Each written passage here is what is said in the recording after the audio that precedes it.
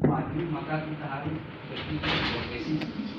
Jadi berkaitan dengan itu, sehingga saya kalau dites untuk Android ini saya menginginkan kenapa? Karena kalau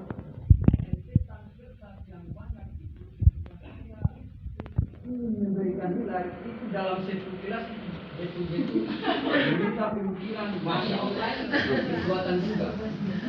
Sehingga saya dengan kabinetnya kontra terhadap pernyataan yang dilontarkan guru hebat yang tadi. Artinya apa? Karena Android ini meskipun punya kelemahan juga, tapi seinisiatif kita bagaimana cara merefleksikannya untuk mencari solusi-solusi. Misalnya ketika ulangan nanti mungkin yang tadinya dulunya pengawasnya itu satu guru atau dua, mungkin bagaimana didesain nanti untuk di tata ruangan itu sehingga anak didik kita semua nantinya ketika mereka ulangan itu tidak bisa menyontek seperti itu. Kita di sini menyatukan pemikiran bagaimana kita taktisi hal-hal yang demikian seperti itu. Saya kembalikan ke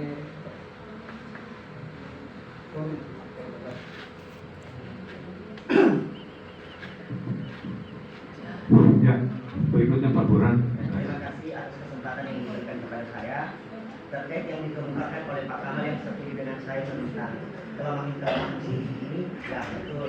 Dan ketika saya kaitkan antara pendapat dengan Pak Rizal dan Pak Mustamin bahwa setiap moda itu pasti ada kelemahannya, tetapi bagaimana kita sebagai user, sebagai penyelenggara untuk mengatasi kelemahan itu seperti itu. Jadi misalnya kalau untuk Android ini kan kelebihannya itu, misalnya ketika kita ingin memperkecil peluang menyontek itu, kita bisa acak dia punya pilihan soal. Di pilihan soal itu mereka bisa acak. Ketika mereka berdekatan begini, kamu nomor 1 itu pilihan apa? Dia bilang B, ternyata di situ E. Itu bisa kita pakai seperti itu. Iya.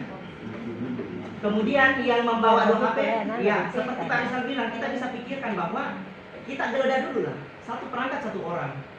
Seperti itu. Jadi mereka membawa masuk satu perangkat dan pengawasnya 2 boleh. 2 pengawas dalam satu kelas itu bisa. Iya.